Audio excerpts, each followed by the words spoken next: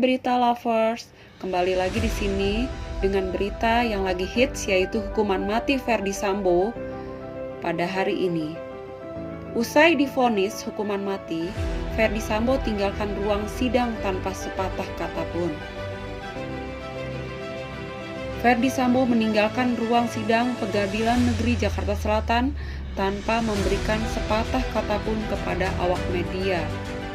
Setelah sebelumnya majelis hakim membacakan vonis kepada Ferdy Sambo dalam kasus pembunuhan Brigadir Yosua Huta Barat.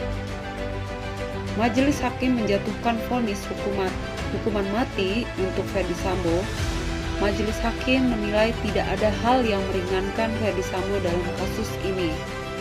Sebelumnya, jaksa penuntut umum menuntut Sambo dengan penjara seumur hidup.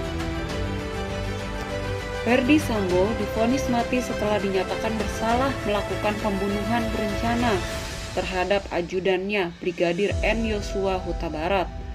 Mengadili menyatakan terdakwa Ferdy Sambo telah terbukti secara sah dan meyakinkan bersalah melakukan tindak pidana turut serta melakukan pembunuhan berencana dan tanpa hak melakukan perbuatan membuat sistem elektronik tidak berfungsi sebagaimana mestinya secara bersama-sama, kata Hakim Ketua Wahyu Iman Santoso saat membacakan amar putusan di PN Jaksel, Senin 13/2/2023. Menjatuhkan pidana terhadap terdakwa Ferdy Sambo, pidana mati ibunya.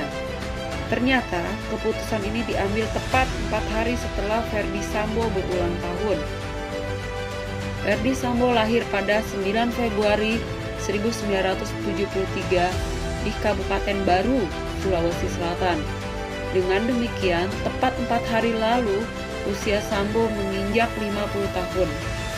Sebagai informasi, Sambo juga dinyatakan bersalah melakukan perusakan CCTV yang berakibat terganggunya sistem elektronik dan atau mengakibatkan sistem elektronik menjadi tidak bekerja sebagaimana mestinya.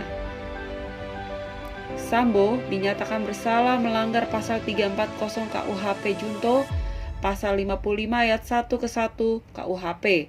Sambo juga dinyatakan bersalah melanggar pasal 49 Junto, pasal 33 Undang-Undang Nomor 19 Tahun 2016 tentang Informasi dan Transaksi Elektronik Junto, pasal 55 ayat 1 ke 1 KUHP. Dalam putusannya, hakim menyatakan dalih adanya pelecehan seksual terhadap istri Sambo, Putri Chandrawati, tidak memiliki bukti yang valid.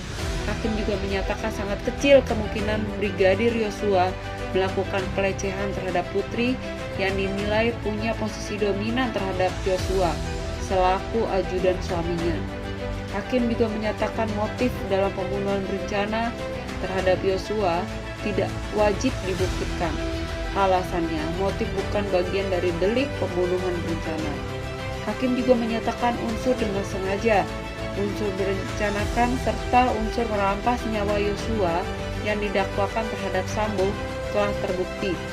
Selain itu, hakim juga meyakini Sambo menggunakan sarung tangan hitam dan ikut menembak Yosua dengan senjata jenis Glock 17. Hakim menyatakan ada sejumlah hal yang memberatkan vonis Sambo.